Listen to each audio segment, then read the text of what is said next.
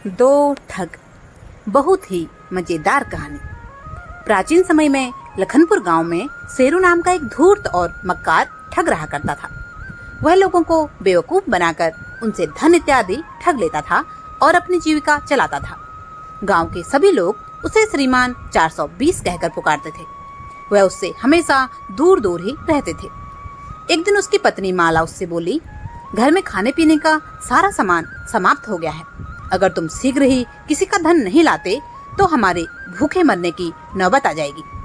शेरू बोला, कहती तो तुम ठीक हो, लेकिन गांव वाले तो अब मेरी सारी चालों को पहचान चुके हैं, इसलिए अब वह मेरे झांसे में नहीं आएंगे। माला ने कहा, कुछ भी करो जी, पर रुपए पैसों का प्रबंध शीघ्र करो, वरना कल से खाने को कुछ भी नहीं मिलेगा।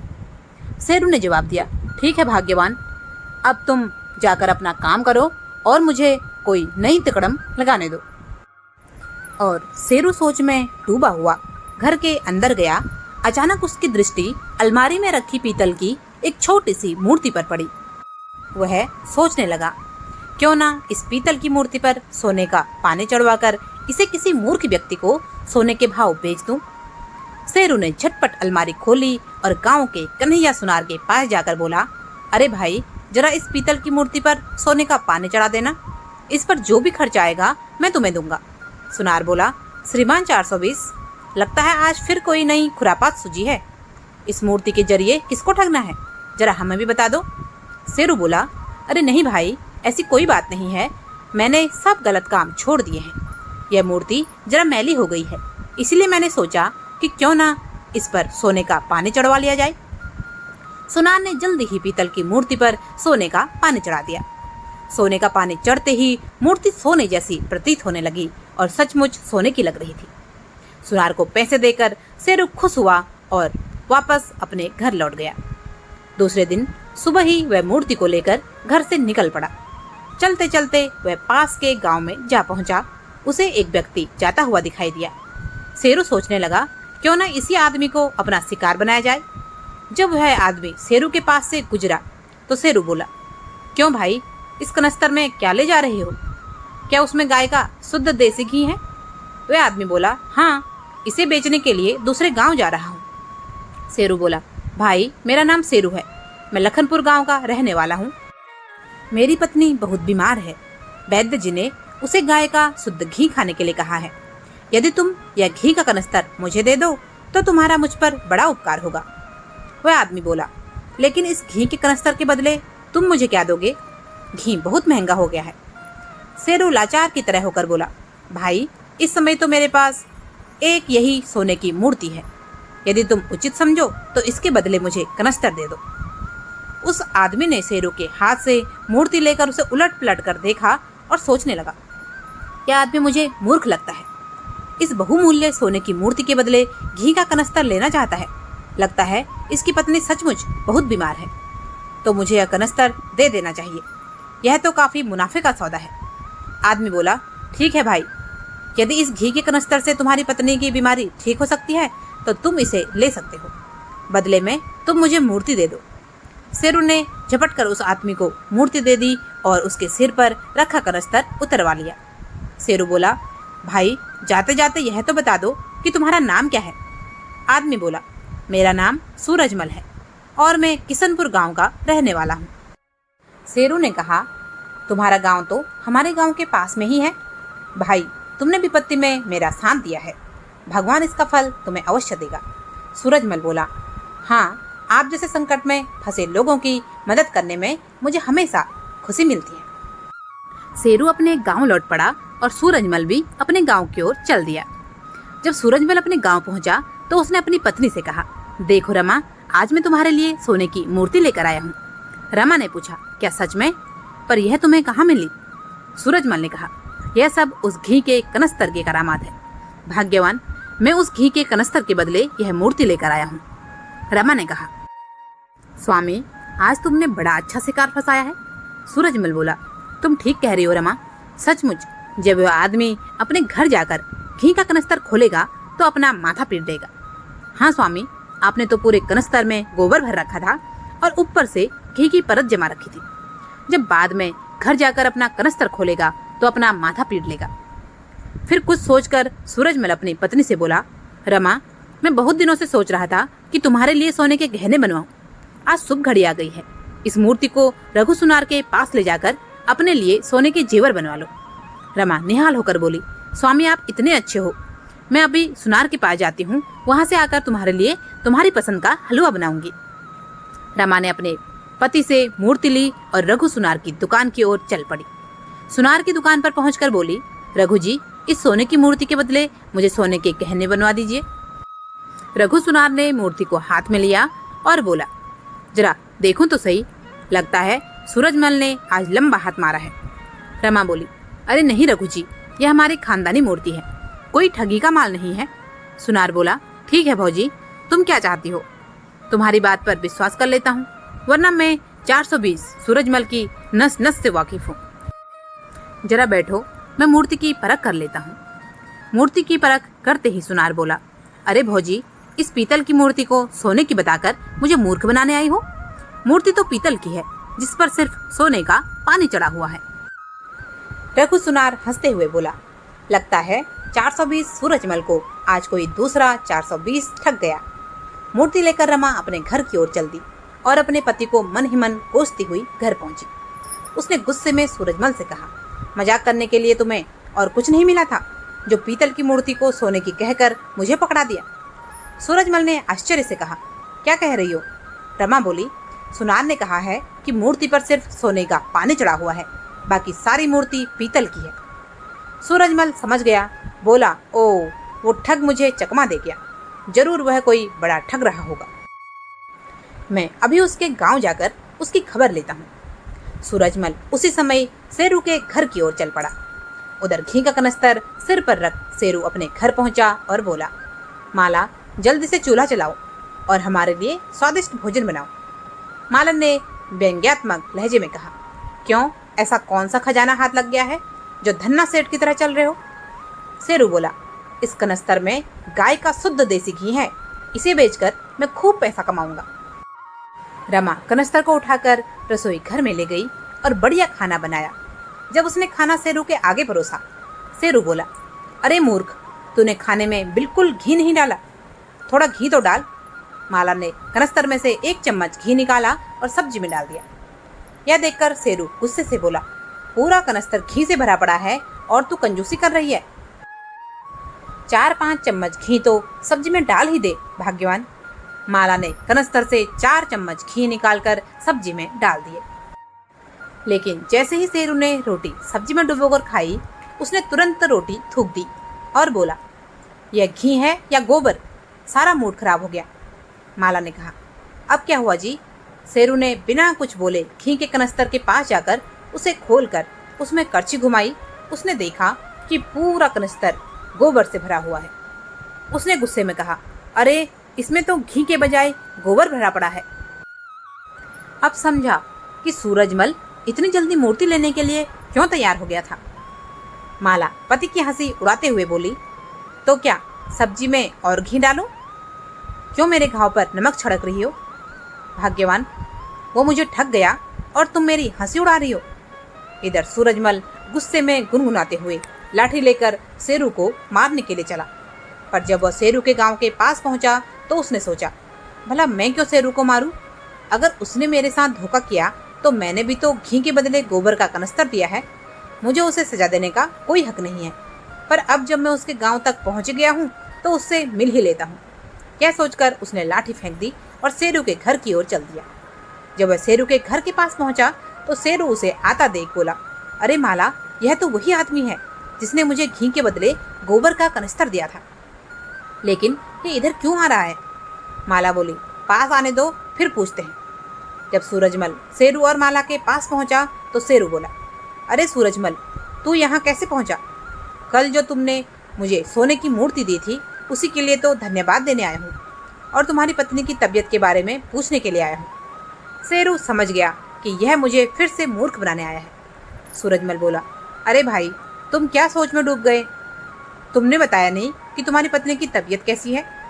शेरू ने कहा, अरे भाई, तुम्हारी कृपा से अब मेरी पत्नी की तबीयत बिल्कुल ठीक है। तुम्हारा घी इतना अच्छा था कि उसे एक बार के खाने से ही वह ठीक हो गई। सूरजमल बोला, भगवान का लाख लाख शुक्र है कि भौजी ठीक हो गई। अच्छा भाई, अब मैं चलता हूँ। शेरू बोला, अरे ऐसे कैसे जा सकते हो? आज मैं तुम्हें नहीं जाने दूंगा। आज तुम्हें मेरे यहाँ रहना ही होगा। कम से कम मुझे एक बार मेहमान नवाजी का मौका तो दीजिए। सूरजमल बोला, ठीक है भाई, अगर तुम जिद कर ही रहे हो तो मैं आज यहाँ रुक जाता हूँ।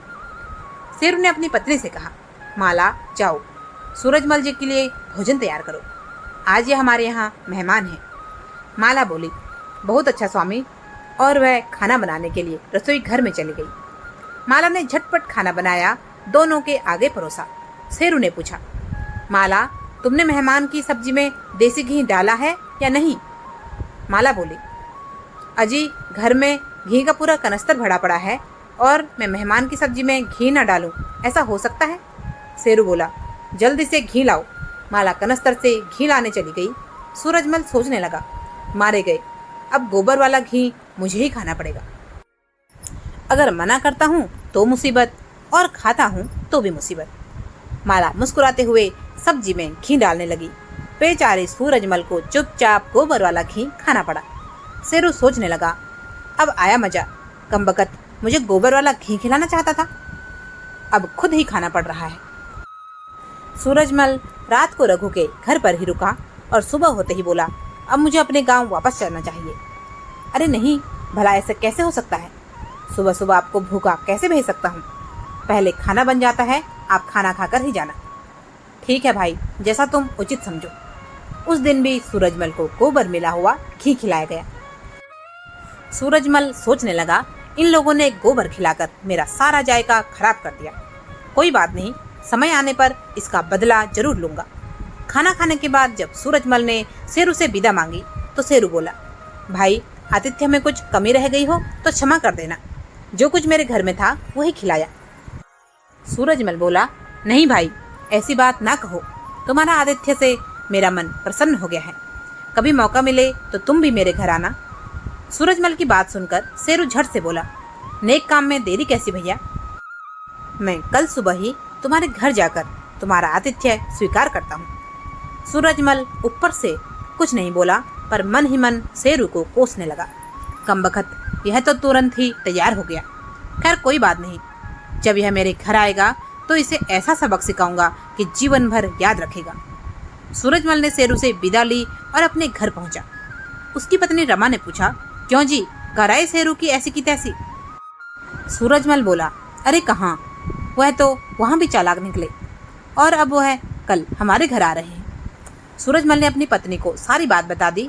सब कुछ सुनकर रमा चिंतित होकर बोली, अब क्या होगा जी, वह तो हमारे घर आ रहा है, उससे कैसे निपटेंगे? सूरजमल बोला, घबराने की कोई बात नहीं है रमा, मैं कुछ ना कुछ उपाय सोचता हूँ जिससे उसे मजा चखाया जा सके। सूरजमल सोचने लगा और अंत में उसने शेरू से छुटकारा पाने की एक युक्ति खोज निकाली। सूरजमल ने कहा, सुनो रमा, मैं कल शेरू के आने से पहले ही घर से निकल जाऊंगा और ठीक खाना खाने के समय पर ही घर वापस आऊंगा। जब भी वह आए तो तुम उसे कहना कि हमने खाना खा लिया है। अगर वह कहे कि मेरे लिए दोबारा खाना बना दो तो तुम कहना कि मैं अपने पति की आज्ञा के बिना कुछ भी नहीं कर सकती। उनसे शराफत से पेश आना, पर खाने को कुछ ना देना। भूख प्यास में मेरी प्रतीक्षा में बैठे रहेंगे और भूखे ही वापस चले जाएंगे। इस तरह उससे हमारा पीछा छूट जाएगा। रमा बोली, वाह, क्या योजना बनाई है, मान गए आपके दिमाग को। दूसरे दिन सूरजमल शेरू के आने से पहले ही अपने घर से चला गया। उसके जाने के बाद जब शेरू सूरजमल के घर पहुंचा तो उसकी पत्नी रमा ने दरवाजा खोला और पूछा, कहिए क्या बात है, कौन है आप? शेरू ने कहा, मैं लखनपुर से आया हूँ, सूरजमल जी ने मुझे दोपहर के भोजन के लिए बुलाया है। रमा बोली, लेकिन आपके मित्र तो घर में नहीं हैं और न ही उन्होंने मुझे बताया कि आप आने वाले हैं। फिर भी आप अंदर आकर बैठिए, वह आते ही होंगे।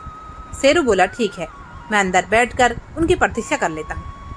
रमा शेरू को घर के भीतर ले आई और बोली, मुझे खेद है भाई, आपके मित्र यहाँ नहीं हैं। अगर वे यहाँ होते तो पास की दुकान से भले ही उधार सामान आदि मंगवाते, पर आपके लिए बढ़िया पकवान अवश्य बनाते। शेरू ने कहा, भौजी आप चिंता न कीजिए, मैं खुद ही पास की दुकान से उधारी का सामान ले आता हूँ और आप पकवान बनाना शुरू कीजिए। रमा ने रोका, नहीं नहीं, ऐसा मेरे पति को अच्छा नहीं लगेगा, वे बहुत गुस्से वाले हैं, मुझ पर बहुत गुस्सा करेंगे। अरे भौजी, आप चिंता मत करो, मैं उसे समझा दूंगा, आप बस खाना बनाओ। और वह फटाफट से दुकान में जाकर सूरजमल के नाम पर उधारी का बहुत सारा सामान ले आता है और फटाफट घर आकर बोलता है, भौजी आप फटाफट से पकवान बनाना शुरू कीजिए। उसकी पत्नी अंदर चली जाती है और बहुत अधिक समय लगाती है और बाहर नहीं आती। शेरू भी बहुत जिद्दी था, वह समझ जाता है कि यह इन लोगों की चाल है और वह भी वहाँ से नहीं जाना चाहता, बैठा रहता है आंगन में। जब शाम हो जाती है, सूरजमल घर आता है तो देखता है कि शेरू आंगन में बैठा हुआ है और वह कहता है, अरे शेरू, तुम कब आए? मैं तो किसी काम से दूसरे गांव गया था और यह बताना भी भूल गया अपनी पत्नी को कि तुम आने वाले हो। अरे कोई बात नहीं मित्र, मैं जब आ ही गया था तो मैंने सोचा कि तुम्हारा इंतजार कर लो। सूरजमल अपनी पत्नी को आवाज़ लगाता है, रमा जल्दी से पकवान बनाकर लाओ, मेहमान आए हैं। और फिर थोड़ी देर बाद अंदर रसोई में जाकर रमा को समझा कर आता है कि चांदी के छोटे छोटे बर्तनों में शेरू के लिए भोजन लगाना और मेरे लिए कांस की बड़ी सी थाली और बड़े बड़े कटोरे में लगाना। रमा कहती है, ठीक है जी, मैं ऐसा ही करूँगी। और जब रमा खाना लगाती है तो शेरू कहता है, अरे मेरे लिए चांदी के बर्तन में और अपने लिए कांस के बर्तन में? नहीं नहीं, मैं ऐसा नहीं होने दूंगा, मैं खाऊंगा कांस के बर्तन में और मेरा मित्र खाएगा चांदी के बर्तन में। सूरजमल कहता है, अरे नहीं नहीं, हमारे यहाँ मेहमानों को चांदी के बर्तन में ही दिया जाता है। सूरजमल ने लाख मना किया पर शेरू नहीं माना। शेरू भी जिद्दी था और समझ चुका था कि यह मुझे खाने के नाम पर बस थोड़ा थोड़ा खाना खिलाकर भेजना चाहता है। इसलिए उसने जिद करके कांस की थाली छीन ली और चांदी की थाली उसको पकड़ा दी। फिर फटाफट से कांसे की थाली से बढ़िया बढ़िया पकवान भरपेट खाने लगा। शेरू ने भरपेट भोजन किया और सूरजमल आधा पेट खाकर ही रह गया और मन ही मन सोच रहा था कि उसने मुझे बेवकूफ़ बना दिया। कुछ देर तक सूरजमल शेरू को पकवान खाते देख रहा था। फिर वह एक योजना बनाता है और शेरू से कहता है, शेरू भाई, हमारे यहाँ रोज रात को एक प्रेत आता है और उत्पात मचाकर चला जाता है। शेरू अपने ही धुन में खाना खाता रहा। जब सूरजमल ने अपनी पत्नी को दीपक बुझाने का इशारा किया, रमा ने तुरंत दीपक बुझा दिया। सूरज बोला, अरे यह क्या हुआ, दीपक कैसे बुझ गया? लगता है यह सब इस दुष्ट प्रेत का काम है। सूरज ने यह कहते हुए शेरू के आगे रखा हुआ कांसे का बर्तन उठाने की कोशिश की, लेकिन शेरू तुरंत भाग गया और तुरंत सूरजमल का हाथ थाम लिया। शेरू ने सूरजमल का हाथ कसकर पकड़ा और बोला, अबे बोल दुष्ट प्रेत, मेरा बर्तन चुराएगा, मेरे साथ 420 करेगा? सूरजमल घबरा के चिल्लाया, अरे बचाओ, मार डाला। रमा बोली, अरे मेरे पति को क्यों मार रहे हो? शेरू बोला, भौजी आप हट जाओ, मैं आज इसको छठी का दूध याद दिलाकर रहूंगा। आज के बाद यह मेरे सामने कभी नहीं आएगा। सूरजमल चिल्लाया, अरे नहीं नहीं, छोड़ दो, मैं प्रेत नहीं हूँ। शेरू बोला, भला इस दुष्ट को मैं कैसे छोड़ सकता हूँ? यह रोज तुम्हें परेशान करता था, आज मैं इसे मजा चखा कर ही रहूंगा। सूरजमल रोते हुए बोला, हाय हाय, यह क्या कर रहे हो शेरू भाई, मैं प्रेत नहीं सूरजमल हूँ। जब कोई चारा ना बचा तो रमा ने फिर से दीपक जला दिया और बोली, देखो भाई, यह जो तुम्हारा हाथ थाम रखा है वह प्रेत व्रेत कुछ नहीं था। ये तो तुम्हें झांसा देने के लिए हम लोगों ने नाटक रचा रखा था, लेकिन हम खुद ही अपने नाटक में फंस कर रह गए। शेरू खिलखिलाकर हंसता हुआ बोला, देख लो भाई, चालाक आदमी के साथ चालाकी करने में कितनी मुसीबत आती है। सूरजमल बोला, तुम ठीक कह रहे हो भाई, अगर मैं शेर तो तुम 100 शेर हो, इसलिए मैं तुमसे टकराकर हार गया। तुम जीते और हम हारे। दोनों को यह एहसास हो जाता है कि धोखे का खेल कभी भी सफल नहीं होता और वे दोनों को यह समझ में आ गया कि धोखा मिलने पर कैसा लगता है। अगर मेरी पत्नी सचमुच बहुत बीमार होती तो मुझे कैसा लगता गोबर वाला घी खिलाकर। दूसरा ठग सोच रहा था कि अगर मैंने बहुत मेहनत करके गाय पाली होती और उसका घी बनाया होता और एक कनस्तर यानी कि 15 किलो घी के बदले मुझे एक छोटी सी पीतल की मूर्ति मिलती तो मुझे कैसा लगता। जब ठगी के बदले ठगे जाने में इतना दुख हो रहा है, हमने तो ना जाने कितने लोगों को ठगा है। आज से ही हम लोगों को ठगना छोड़कर मेहनत की कमाई खाएंगे और अपनी गलती, अपने पाप के लिए भगवान से माफ़ी मांगने लगे। इसके साथ ही सभी को संदेश यह मिलता है कि चालाकी और धोखेबाजी से अस्थायी लाभ तो हो सकता है, लेकिन अंत में सच्चाई और ईमानदारी ही स्थायी रूप से जीतती है। कहानी कैसी लगी जरूर बताएं। कृपया वीडियो को एक लाइक जरूर करें और चैनल पर अभी तक भी नए हैं या चैनल को अभी तक भी सब्सक्राइब नहीं किया है तो कृपया सब्सक्राइब अवश्य करें। आपका बहुत बहुत धन्यवाद। जय जय श्री राम।